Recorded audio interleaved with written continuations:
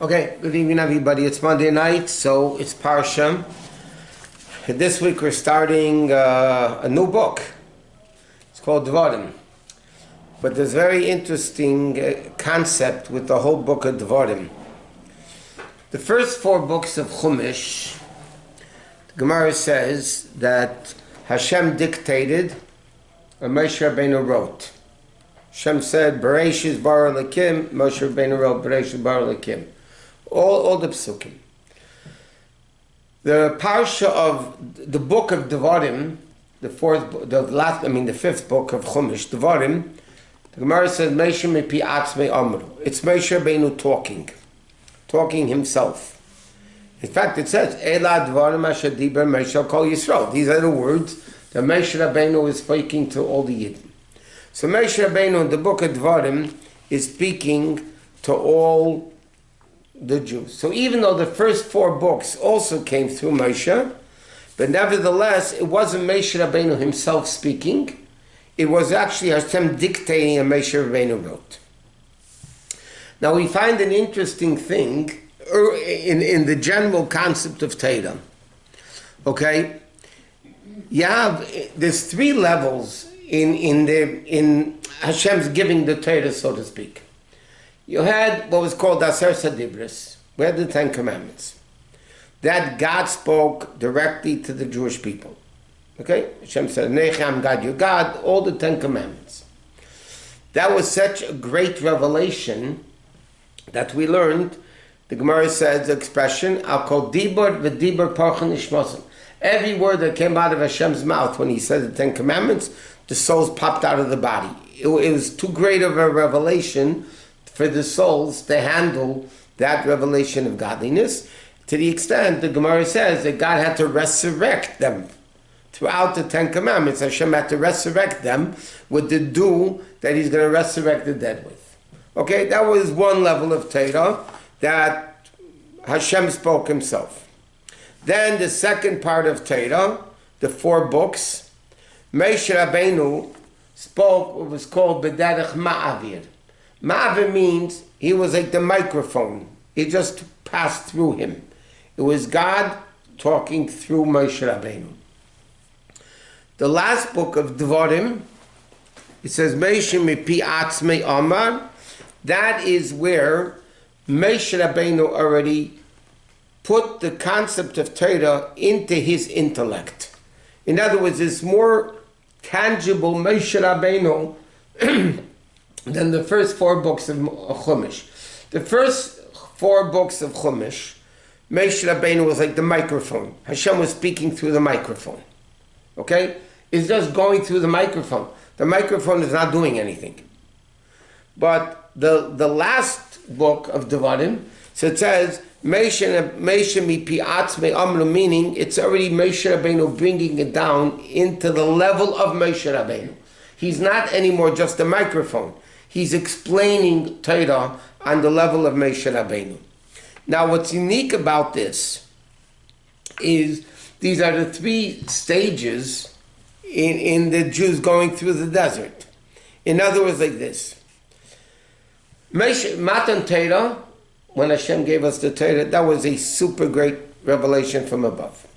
What was that revelation all above? Like we learned in the past, because Matan Torah accomplished that the physical world would be able to become holy. So it had to be this super great revelation of godliness, which is above spiritual, above physical, above everything, in a way that the physical world now could become holy. In other words, it was a revelation of godliness above spiritual and above physical. It was the essence of Hashem, which is above both. And that gave the Jews, through Torah mitzvahs, the ability to elevate the physical world and make the physical world holy, meaning spiritual. That was Aser Sadibris. Then, the 4 books of Chumash, Bereshis, Shmos, Vayikra, Bamidbar, Moshe Rabbeinu was speaking to the generation of the desert. They died in the desert. Now, what does that mean, they died in the desert? It says about them, they were what was called Dor Deya. a dor that understood godliness. They saw miracles. They saw the going out of Egypt. They saw the splitting of the sea. They saw Matan Torah. The man, the well. I mean, they saw unbelievable miracles throughout 40 years. They were called Dor Deya, intellectual generation.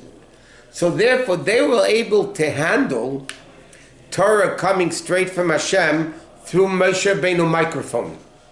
Because they were on a much greater level. But they died in the desert. The next generation that the book of Devarim is speaking to, because now that whole generation died already, and Moshe Rabbeinu is now speaking to the next generation going into the land, they were not on that same level. They didn't see going out of Egypt, they didn't see all that. So this is after 40 years, the generation that's going into Eretz Yisrael is a much lower generation. And because of that, they couldn't handle that great revelation of God speaking just through Moshe Rabbeinu microphoning, so to speak. So that's the difference. So in fact, in Chabad Chassidus, there's a fundamental thing of a Rebbe, that a Rebbe says a Maimer. A Maimer is a Chassidic discourse. Okay, a Rebbe says a Chassidic discourse. And then you have a Chassid learning a discourse. Okay, so you have a Rebbe saying a discourse, and then you have the Chassidim, the followers, learning the discourse. So in the Chassidic Svarim, so to speak, it says that when a Rebbe says a Maimer, it's elokus, godliness, coming into intellect. When a chassid learns a maimer, it's intellect understanding godliness. It's not semantics. Godliness coming into intellect means it remains godliness. It remains godly. When a chassid learns, or anybody learns a discourse, so what they're actually doing is their intellect is trying to understand godliness. It's a whole different world. In fact, there's a very interesting story that Tzemach Tzedek, the Third Reb, once said a Chassidic discourse. And the Chassidim would review it, and there was a big argument going on between the Rebbe's children. The Rebbe had 7 sons, all very great people, and a Chassid by the name of Reb Hillel Paritcher, who was a very holy Chassid. They were arguing, what did the Tzemach Tzedek mean in the discourse? What did he mean? So Rabbi Hillel Paritcher said he thought he meant one way. The children said he meant a different way. So what did they do? The kids said, let's go ask him. Kids, when they were able, there's the father. They went into the father and they said, how did you discuss, what did you mean when you said it? So he said what he meant, which was the way the children learned, not the way the Chassid Reb Hillel learned. Okay? So the kids turned to him and said, no, so we're right? He said, no. No. What do you mean not? He said it. He said, what we just mentioned, when a Rebbe says a Maimer, it's a lokus coming into Torah. Once it's in Torah, Torah has infinite explanations to it. You could say your way, I could say my way, and we're both right. It doesn't mean anything, because once the Rebbe says it's coming into the world as godliness. So that's basically the difference between the first 4 books. Is Moshe Rabbeinu was what's called their Ma'aver, just like freeway, going through Moshe Rabbeinu. And the 5th book, Devarim, that Moshe Rabbeinu is speaking, it's actually going through the intellectual concept of Moshe Rabbeinu. Okay, another thing, Moshe Rabbeinu, as Rashi says at the beginning, even though the pasuk doesn't say it openly, but Rashi says, Moshe from the Medrash, Moshe Rabbeinu now is admonishing the Jews before he dies. All these first initial psukim, he's mentioning places. So Rashi said they're not places, they're the sins that they did in those places. They could say one place was Di Zahav. Okay, so Rashi, it doesn't mean a city called Di Zahav. It means that they sinned in the golden calf. Zahav, the golden calf. So everything alludes to various different sins. So Rashi says that Moshe Rabbeinu gathered all the Jews together to admonish them, Why? Because if he only admonished a few, they would say, the others would say, if we would have been there, we would have answered him. So Moshe Rabbeinu said, Moshe Rabbeinu knew the Jews. But Rashi says he only did it right before he died. He says, if I don't do it now, when am I going to do it? But this is a lesson. It's not telling us Moshe Rabbeinu admonished the Jews before he died. It's a very important lesson if you ever want to admonish somebody. Okay? People love admonishing everybody else except themselves. Everybody tells everybody what everybody else should be doing, but they never tell themselves what they should be doing. That's a unique thing. Okay. So now, first of all, Moshe Rabbeinu didn't openly, he said, a city d'zahav, gold. So the Jews understood, he hinted, he alluded to, he didn't say clearly, hey, you worship the golden calf, you complain here, you complain there. He alluded to it, he hinted to it. So, and secondly, when did Moshe Rabbeinu admonish the Jews? Before he died? Right before he died. That's after 40 years loving the Jews, taking care of them, putting up with all the garbage, giving them all the miracles that Hashem did through Moshe Rabbeinu. 38 days before? No, it was Rosh Chodesh Shvat, and it was 37 days before. Yeah, you're right, 37 days. Unless you want to say it was a leap year or whatever. But we'll see about that later. So anyway, so Moshe Rabbeinu was teaching us in a lesson in admonishing. In fact, in Parshas Kadeshim, in the book of Vayikra, when it says the mitzvah of admonishing another Jew, the Torah starts off with a prerequisite. Lo sisna es achicha bilvavecha. You should not hate him in your heart. You should admonish him. In the same pasuk, before the Torah gives us, by the way, it's a biblical mitzvah to admonish a Jew. Okay? But the Torah gives a prerequisite. If you want to admonish a Jew, the Torah says, first of all, keep one thing in mind. Lo sisna sachicha bilvavacha. You're not allowed to hate him in your heart. That means really not hate him. Then you have a right to admonish. Moshe Rabbeinu is teaching us over here, after he loved the Jews, he put up with all, he risked his life. He told Hashem, either forgive them for the golden calf or erase me from the, that's risking his life. So every time Hashem got angry at the Jewish people, Moshe Rabbeinu stood up for them. He stuck up for them. And he risked his life. So Moshe Rabbeinu is teaching us a few lessons in the concept of admonishing. First of all, you have to really not hate the person. You have to really love him. Then you have a right to admonish. Because if you don't love the person and you're admonishing, it has nothing to do with admonish. You just want to tell him off. You just want to tell him how no good he is. Okay? When a person admonishes somebody, it should really eat them up internally that they have to do this to admonish somebody. They should eat them up, the fact that they have to do it. So number one, you only admonish them with a hint. You did this, you hint, In fact, there's an interesting story again. There are two brothers, the famous Reb Zusha and Reb Melech. There are two brothers that were disciples of the Mizritcha Magid. And they were holy tzaddikim. But when they wanted to admonish somebody,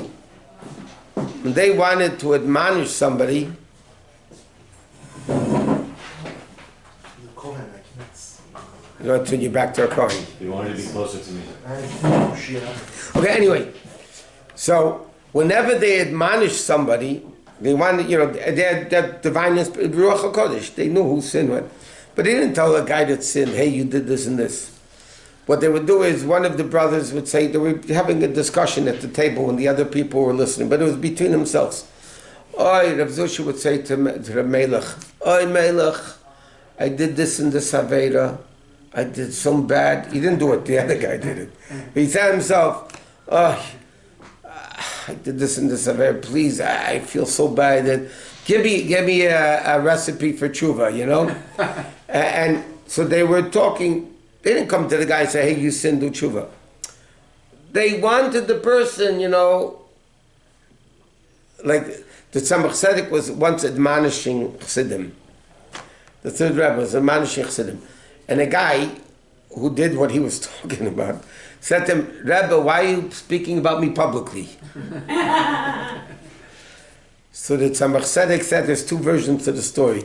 One is that Tzemach Tzedek says, I'm a hat maker. A hat maker makes a lot of different sizes of the hat. Different sizes. He doesn't mean anybody in particular. When a guy comes into the store and buys a hat and it fits him, that's who the hat maker meant. Or some people say it's a boot, shoes. A boot maker. A boot maker, he makes boots for everybody. A guy comes in, the boot fits him, he buys it, him I meant. So he says, I'm not admonishing, I'm talking, it means you. If it fits you, the hat fits, I mean you. It doesn't fit you, I don't mean you. So that's the way, so Moshe Rabbeinu is teaching us in admonishing somebody. Number one, it has to actually be painful to admonish somebody. You can only do it if you really love them. Only also if there's no time, to push it off. And also after you showed attributes of actions of love to the person, then you're able to admonish the person. Okay, another interesting thing over here. Rabbi, people don't always get it when you hint it to them. Seriously. When they hint that, they think it's somebody else.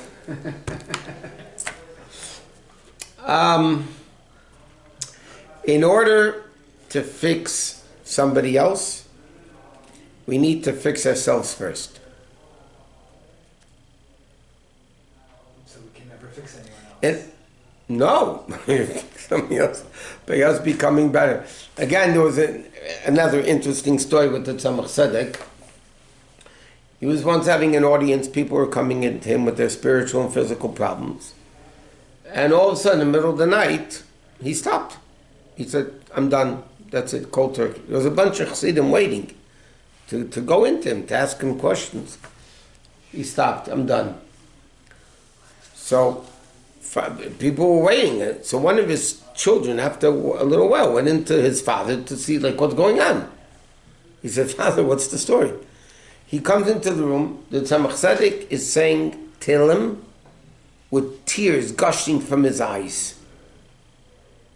So he says to his father, now's not, Tehillim is a wonderful thing to do, but people are waiting for you, what are you doing?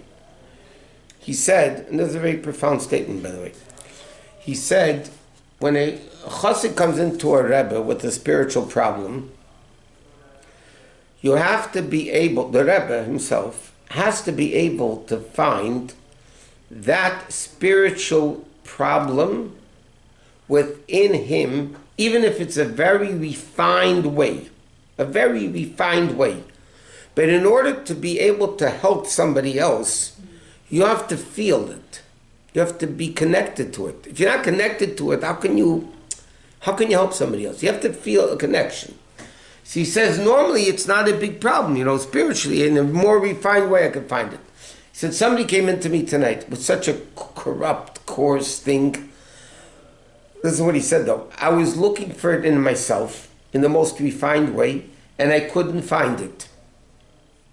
Okay? Which means, he said, I have that level of evil within me and I'm unaware of it. That is the worst thing, he said. To have evil, refined evil, but it's still, relatively speaking, on his level is evil. To have a refined level of evil within yourself and not know about it, he says, so that's why I was saying Tehillim, to look within myself. Says, child said to him, okay, let's go. Close the Tehillim, go back to people need you. And that's the way a person is able to admonish and help somebody else. The Baal Shem Tov said that everything is divine providence. There's no coincidence. Everything is divine providence. Whatever a Jew sees, hears, is aware of, it's a lesson in serving Hashem. Okay? That's one of the fundamental teachings of the Baal Shem Tov. So therefore, the Baal Shem Tov said, if I see a fault in somebody else, okay, I see a fault that you have, you don't have any faults, man. You have faults. So, I come and say, I see a fault in you. Now, if you stop to think for a minute, why did Hashem make me aware of your fault? Why did Hashem make me aware of your fault? Obviously, Hashem did it. That made me aware of it, so there's a lesson for me. So the Baal Shem Tov said, generally speaking, when you look at another person and you see a fault, it's a reflection of yourself. You have the same fault.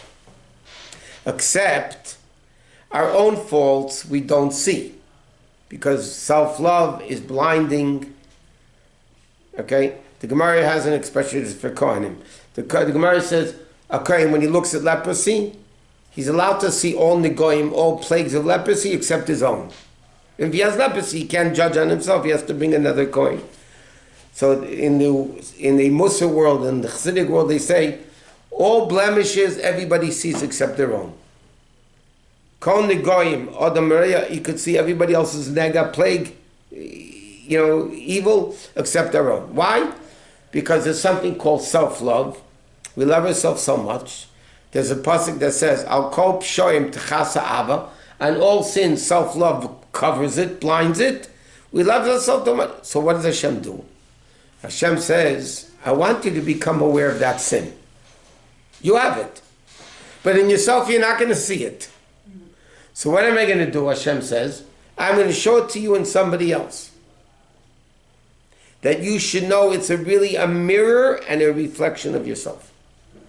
So now the question is, maybe not. Maybe the reason Hashem made me see it in you is because I should admonish you and get you back on the path. Maybe that's why Hashem gave it to me. That Hashem made me see it. How do I know? Or when do I know that Hashem is showing me my fault? Maybe Hashem is showing me a fault in you because I can fix you. I can make you better. How do we know? So the Rebbe explains, the answer is very simple. When I see a fault in somebody else, what's my reaction? Sorry, I feel terrible. I feel so bad that that person has a fault. And I'd really rather that he doesn't have the fault. Then you know it's to help the other person. If you see the fault in the person, good, I got him. You're not interested in helping. You're happy that he has the fault. Any parent, any person has kids knows. When you see a fault and your kids are doing something wrong, it bothers you. It bothers you that they have that. You really don't you really want them to get better. Usually in human nature, I see a fault in somebody else, good, I can put him down, it makes me better than him. So if that's what your reaction is to seeing the fault in somebody else, then the Baal Shem Tov said it's only a mirror of yourself. If it's, you really feel sorry that the person is doing, and you can fix him, then that's what it is. Okay, let's move on. Okay. Now, Rashi says over here, in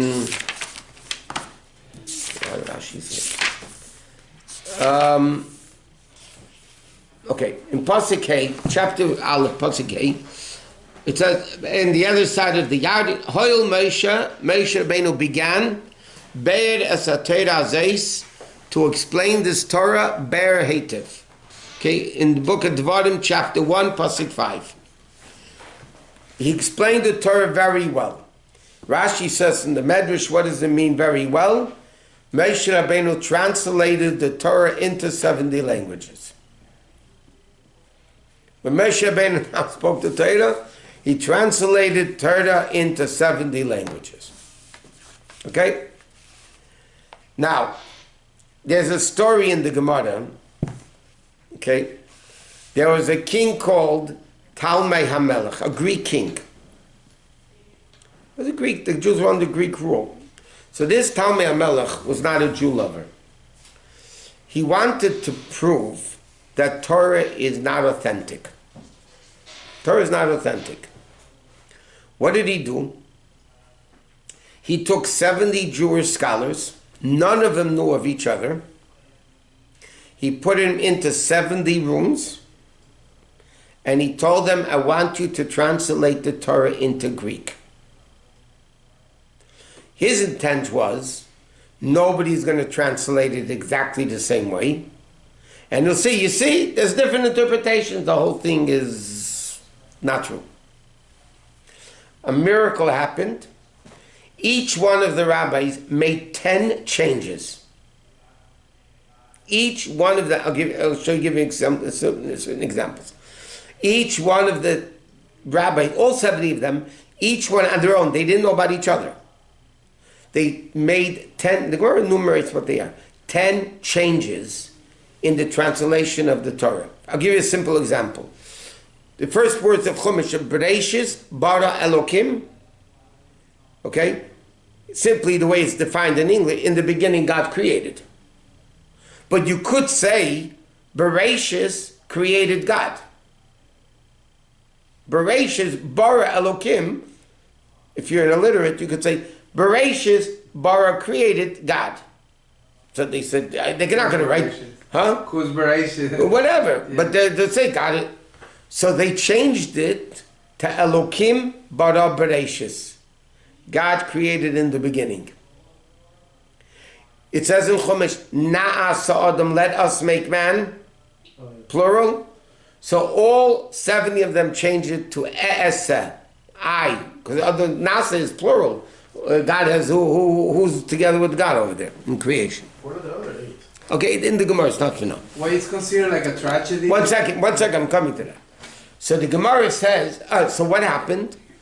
All 70 scholars translated the Torah verbatim with all the 10 changes they made, and it was perfect. The Gemara says that day was so difficult to the Jews, like the day the golden calf was made. It was as bad to the Jewish people as the day the golden calf was made.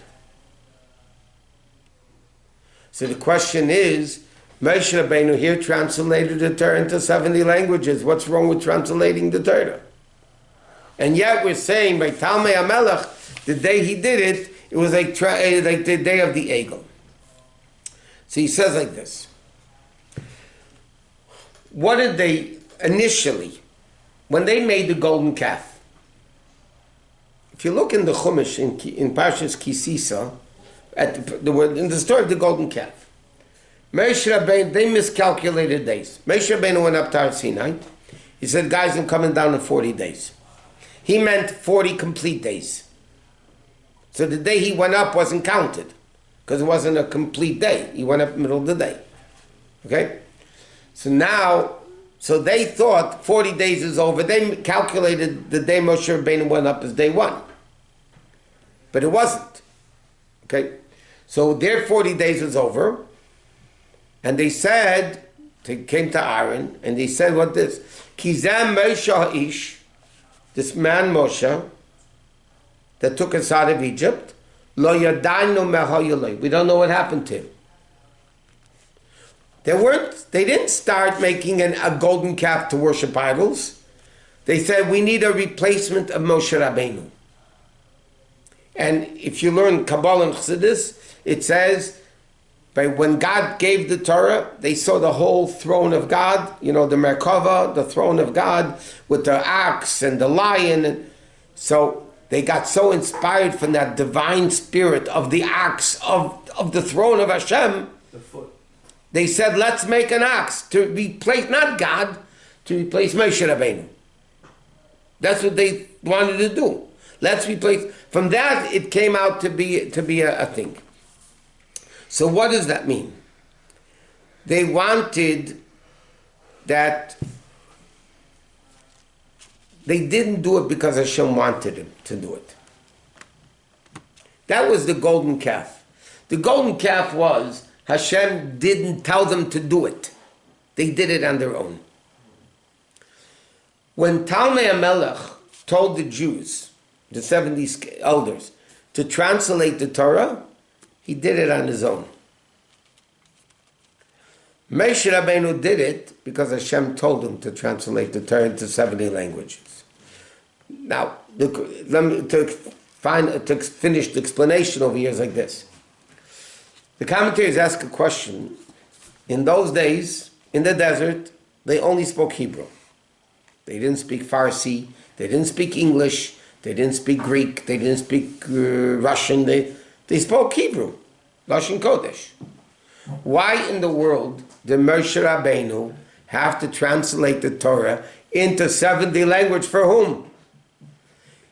You tell in Hebrew, they'll go to Russia, you'll translate it into Russia. They'll go to Iran, you'll translate it into Farsi. I mean, why are you translating the Torah now into 70 languages? Why is Moshe Rabbeinu doing that? So the explanation is, what Moshe Rabbeinu wanted to accomplish, okay? Why did Moshe Rabbeinu Taka translate the Torah to 70 languages if there was no need for it? The answer is because Moshe Rabbeinu, by translating the Torah into 70 languages, he brought the Kedusha, the sanctity of Torah, into every single language that you learn Torah in. By Hashem commanding Moshe Rabbeinu to translate the Torah in, yes, they didn't need it in that generation. But if 10 generations later they would translate it into Russian, German, English, whatever it is, it wouldn't have the sanctity of Torah. Moshe Rabbeinu wanted to bring the sanctity of Torah into any possible language that he knew that the Jews would be exiled eventually. Moshe Rabbeinu wanted to bring the level of Kedusha of Torah into every possible language, that when you learn Torah in English, it's the holiness and sanctity of Torah. You learn it in Spanish, whatever language it is, you're learning the Kedusha of the Torah. There's a famous expression, Zalman Posner Shalom wrote a book. He said, speak English but think Yiddish. Speak English but think Jewish. Doesn't matter what you speak, it's what you're speaking. Torah is in any language. Why is the Kedusha, sanctity of Torah in every language? Because that's what Moshe Rabbeinu did. Moshe Rabbeinu translated the Torah into every single language, that throughout history, every Jew, whenever they learn Torah, no matter what language it is, they're able to have the sanctity of Torah in it. What? So that person that learns Torah in another language comes to us, doesn't come to add anything to the language, in terms of Kedusha? He makes the language holy. But we're talking about the Torah you learn in English, let's say, right? Is that holy? It's holy. But normally, without Moshe Rabbeinu translating the Torah, by the way, translation loses it. I'll give you a simple, practical example. The Rambam wrote many books. He wrote more in the Nevuchim. He wrote Pirush. He wrote a lot of books. Most of the books the Rambam wrote in Arabic, and it was translated into Hebrew. The only book that the Rambam wrote in Hebrew is the Rambam. You know, Mishnah Torah, the laws of Mishnah Torah of the Rambam. You know, the Magnus Opum of the Rambam, what's called Rambam. All the other books the Rambam wrote in Arabic, and it was translated. Because the Rambam lived in Egypt, so he wrote in Arabic. So there, in Jewish law, so to speak, if there's ever a discrepancy between the Rambam and all the other books that he wrote in Arabic, you follow the Rambam, because that the Rambam wrote himself in Hebrew. The other ones were translation. It might not be an authentic translation. It might not be an authentic translation. So therefore, that Moshe Rabbeinu wanted to bring down the sanctity of Torah into any language, so he translated. But Hashem told him to. This problem with the Greek king Talmai HaMelech, he did it on his own. That was the same thing like the golden calf. That's what the Gemara says. It's as bad as the day they made the golden calf, because it's the same concept of doing things you mean well, but if God doesn't tell you to do it, what do they say? The road to hell is paved with good intentions. Didn't something happen physically on the planet? On the planet? Like physically something happened in When? the environment when they wrote it in Greek? There was something that happened? I don't know. Dark or something? I don't know. I don't know. But wasn't it already written in Greek by Moshe Rabbeinu. Huh? It was already in Greek according to... Yeah, but he wanted them to prove that they should do it on their own. It's not necessarily, listen, we don't have Moshe Rabbeinu's translation into English. Take every English Chumash, by the way, you'll have different translations. Right? Take this one, take the other one, you'll have different translations. We never got Moshe Rabbeinu's translation. It could be he didn't even write it down. He explained it in 70 languages. But it's different. Okay, now,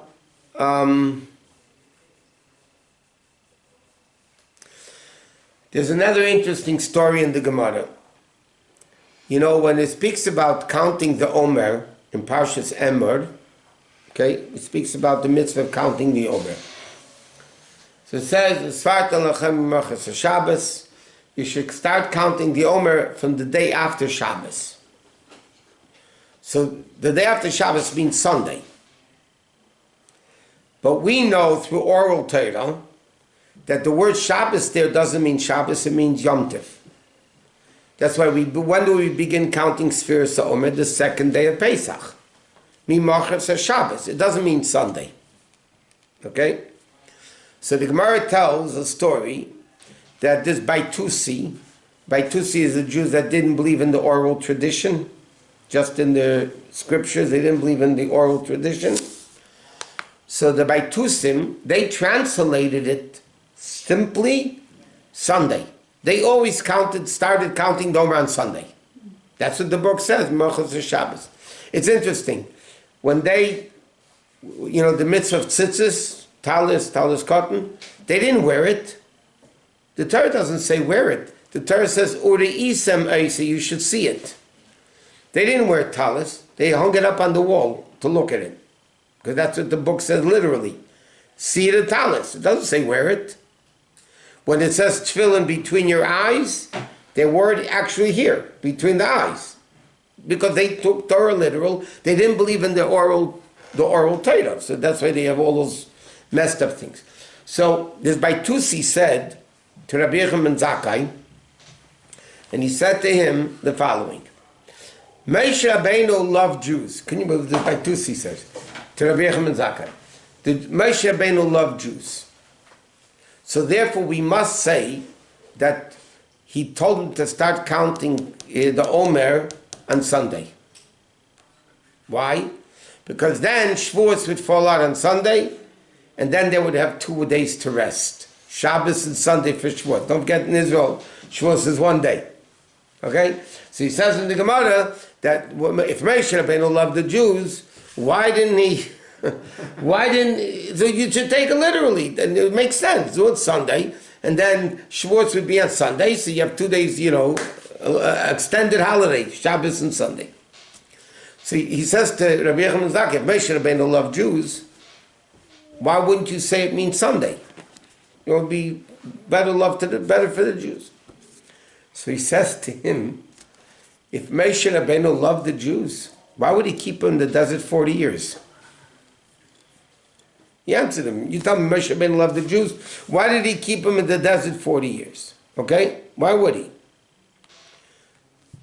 He wanted to be in their company. He loved them. I understand, but what's the answer? Is really Hashem, is not Moshe. But no, the bigger question is, what the answer, what did Moshe Rabbeinu, what did Rabbi Yechim ben Zakkai tell him? He said Moshe Rabbeinu loved the Jews, he should have made it Shabbos and Sunday. Yeah? And he answered him, well, if he loved the Jews, God, why did he keep them in the desert 40 years? It took them 40 years. It took 40 years for them to become better. 40 years. No. That's the process, part of the process. No, Rabbi? The answer is, okay, the difference between the oral Torah that they didn't believe in and the written Torah that they did believe in, the written Torah is straight from God. Okay, written Torah is the 24 books of Tanakh, 24 books of scriptures, right? It's Tanakh. Those, the letters are exact, the words are exact, the punctuation is exact, you can't add them, you can't take off them. It is what it is. Exactly amount, exactly how many letters, how many words, and everything, right? Meaning, that is supposedly a gift from above. Hashem gave us the Torah. Therefore, it's exact.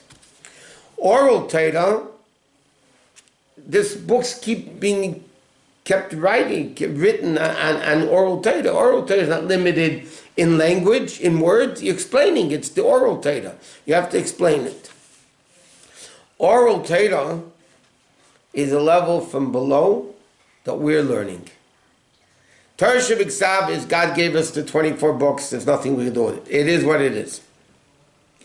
The oral Torah, that's our doing. We learn, we figure out, we derive things, we learn, we accomplish, we grow. He said that was the difference. But Rabbi Yechim and Zakkai said to them, you guys believe only in the written Torah. You believe only what God gives us, that's it. You mean the 5 books? 24. Oh, they believed in all? Tanakh, yeah. The Torah Shebiksav is 24 books. Yeah, that they believed in. So but that is coming from above. We, Rabbi Yochanan Zakkai said, we believe in Torah Sheba'al Peh. What does that mean? Why did Moshe Rabbeinu, keep the Jews in the desert for 40 years? Because that's the way they were able on their own to grow, and like you were saying, by the way. Sometimes you get it right. Well, you're partially right. You grow from Mumata Lamaila, from learning yourself, you keep growing and growing. Moshe Rabbeinu wanted to perfect the Jews in the desert 40 years, that they should be able to be completely refined to be able to go into Eretz Yisrael. And that's the way they're able to reach a higher level. When God gives us gift from above, the vessel we have is the vessel we have. That's it. When we work with ourselves to refine our vessels, in other words, to refine our animalistic desires and temptations and all that, we want to do those things, so then we become vessels for a greater revelation of godliness. And that's what Hashem wanted. That's what Moshe Rabbeinu is saying. You guys believe, everything should be good. Moshe Rabbeinu said no. Rabbi Yochanan Zakkai says Moshe Rabbeinu took him in the desert because he loved us. Because he loved us, he wanted us to reach a level through self-refinement and self-purification that we wouldn't have been able to reach any other way. That's what he wants. So that's why that was his answer. Okay. So the Bitusin didn't want to go through the bitter. That's why they just Torah Shebiksav. They don't want. They want life easy. They don't want any of this. Okay. Now later on in the Parsha, it says the concept of the city is a refuge.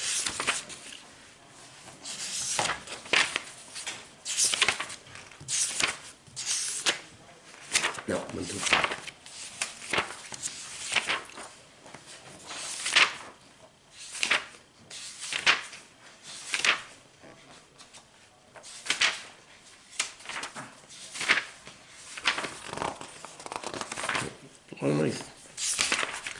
Anyway, in this week's Parsha, it speaks again about the 6 cities of refuge. Okay? There's 6 cities of refuge. Moshe Rabbeinu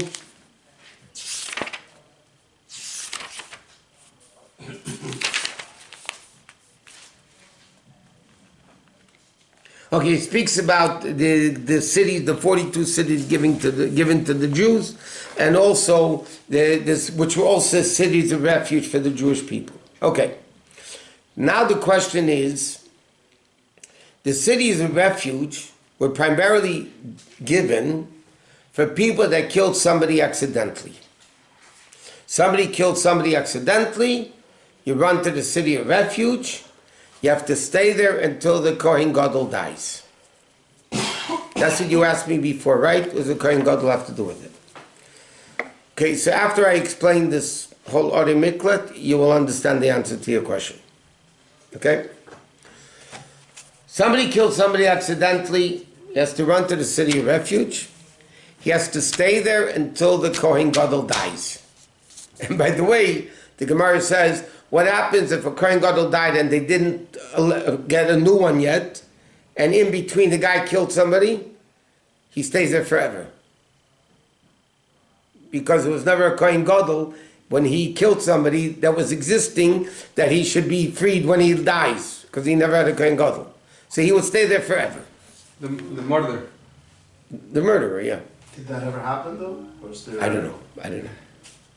It doesn't say anywhere, to my knowledge, if it did happen or not happen, but that was the halach.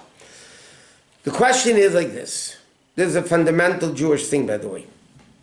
We know there are intentional sins, there are accidental sins. Intentional sins, you have one type of punishment. Accidental sins, you have to bring a sin offering or whatever it is. If somebody kills somebody, God forbid, accidentally, you have to run to it's golus called, it's exile. You have to run to the city of refuge. The Gemara says sometimes golus could be worse than death. It's more torturous than death, the Gemara says. Kosher memisa. Sometimes it could even be worse than death. Now, the question is, and by the way, there's a lot of laws in the city of killing somebody. It has to be on the way down. If you're walking up and you kill somebody, it's not. Only if you're coming down. The Gemara learns it out from a lot of different sentences. So now the question is like this. A guy's coming down a ladder. He trips. Okay? He kills his best friend, God forbid. His best friend. You know, it's not somebody that he really hated. Oh, I love to kill him anyway. Maybe I'll just pretend it was accidental.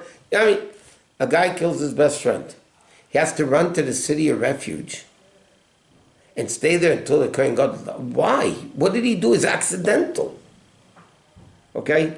A guy eats certain types of non-kosher food accidentally. He has to bring a sin offering. I mean, come on, he didn't do it intentionally. I understand he did it intentionally, you have to do something. But what is the purpose of to such an extent yet? A guy killed somebody accidentally, he has to stay the rest of his life almost in a city of refuge. In fact, you know, the mothers of the Kohen Gadol, the mothers of the Kohen Gadol would bring presents to the people in the city of refuge. She didn't want that they should die, that her son should die, the daven that their son should die. Because if the Kohen Gadol dies, they go out. So a lot of them would pray the Kohen Gadol should die. So she wanted to be on good terms with them. So she would bring them presents that they shouldn't. Okay, but the point is like this. Did the city of refuge have everything so they could function? Everything. In fact, the Gemara says if a student was exiled, his Rebbe goes with him because he has to learn Torah. Wow. His Rebbe would go with him. Never understand that. What happened with the other students? Okay, so they all went together. I mean, but the question is, why does somebody who committed a sin accidentally, but real accidentally, and God knows it was accidental, and yet you have to run to the city of refuge? So the answer is along the lines that we were speaking about before.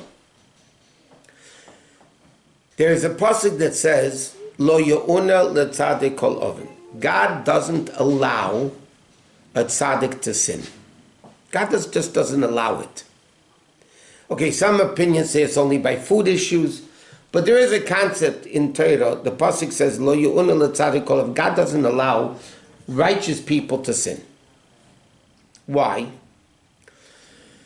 Because if I sin, even accidentally, let's say I eat non-kosher food accidentally. Okay, I thought it was kosher. It ended up to be not kosher.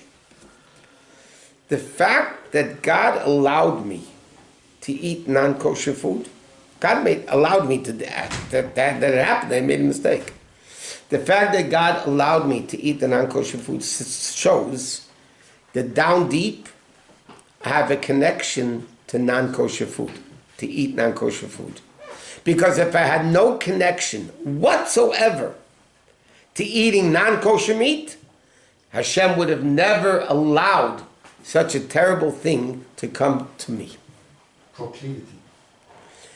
The fact that somebody killed somebody accidentally, granted it's accidentally, but the fact that it happened through you, like it says, Hashem does good things through good people. God does good things through good people and bad things through bad people. Because if somebody wouldn't have any evil, any connection to that, that's in kosher food, right? If I wouldn't have any connection whatsoever to eating non-kosher food, Hashem would have never allowed me to be able to eat that. The fact that I ate the non-kosher food shows I have a connection, and therefore I have to bring in a sin offering. It's not so much for the action that I did. The action shows that I have a connection to non-kosher food. The fact that God allowed somebody to kill somebody accidentally, that shows that at least in a refined way, I have a connection to murder. Because if I had no connection to murder whatsoever, Hashem would have never allowed that a killing should come through me. Now, the Gemara says a lot of times, I'll give you an example. The Gemara says whoever embarrasses somebody publicly is like they killed him. You know, a guy turns red and it's like killing the guy. The Gemara says a lot of averis you do, it's like you're shefer damim. You're like murdering the guy. Okay? Now you're not actually murdering the guy. But the Gemara says, you don't get capital punishment for embarrassing somebody publicly because you didn't kill him. He's still alive. But the Gemara says it's considered like murder. So therefore, if a person, no connection to murder whatsoever means he wouldn't do any evil that would be even close to a similarity to murder whatsoever. And the fact that the guy did do something that has a connection to murder shows that he needs forgiveness for murder, for action. What? That's the only explanation I see when Rashi explains that there were 3 cities, the Ingalis, where there wasn't very little population. He says because there were a lot of murderers there. There were a lot of murderers. But he says that it's unintentional. So what does it matter that are murderers? So it's like what you said. Because the people weren't proper. And the people, even, the Egla Rufa, you find a dead body outside the city, you don't know who killed it, you measure it to the closest city, and you do that whole procedure, right? So the Gemara says in Saita that once there are a lot of murderers, and everybody knew who the murderers were, the whole concept of Egla Rufa stopped. Because the Torah says, the law of the chop off the head of the calf.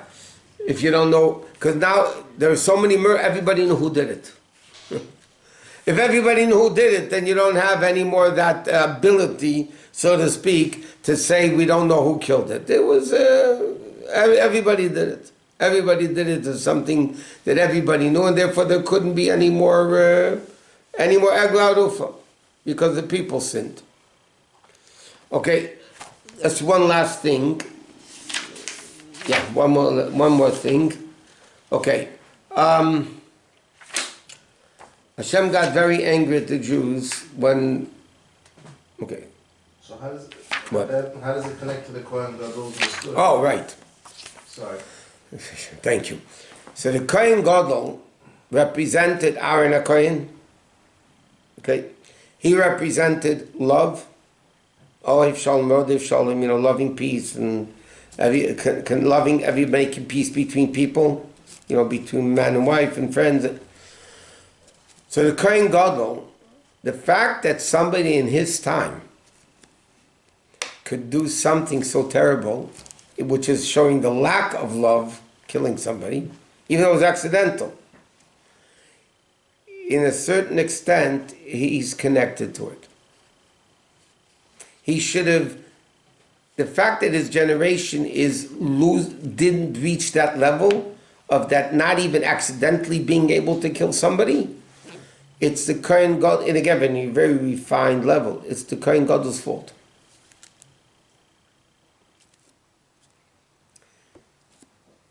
And therefore, until he dies, you have to be there. Kohen Gadol was supposed to be the one to preach, and I'll give you an example. There's a din by Shabbos that you have to desecrate Shabbos to save a life, right? So the Gemara says the one that asks is like, why are you asking? You should just go do it.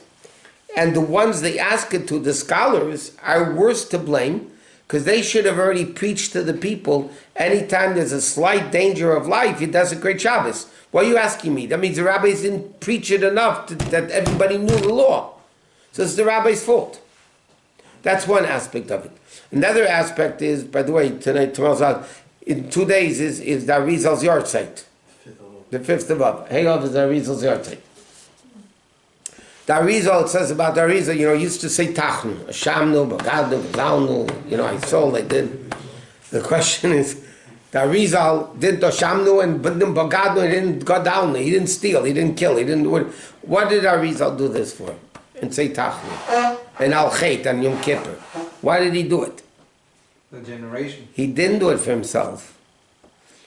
If he's the head of the generation, correct? And the rest of the Jews are a body, like we learned many times. The Jewish people are one big body. If there's a pain in the foot, the head feels it. The head is not functioning properly because of the pain in the foot. If another Jew sins, it affects the heads of the Jewish people also. So the Arizal didn't say Hashamna for himself. As a leader, he includes all the neshamas of the whole generation within him. And therefore, when the Arizal says Hashamna, he meant what the other people were doing. And he was affected by that. And that's the problem.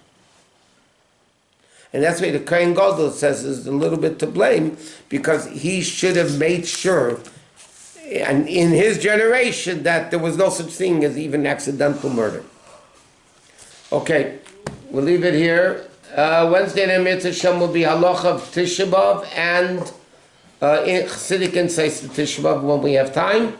And until then, everybody have a great week and a great everything, and we'll see you Mitzvah Shem Wednesday. Take care, everybody. Good night. Take care. Thank you, Rabbi. Monday's the Who's Biz? one of my cousins. Thank you, Rabbi. Take care. Maybe when about a minute ago. Thank you. Tomorrow. Oh, that's Wednesday. The one I said. The background. I know. No, they see that way.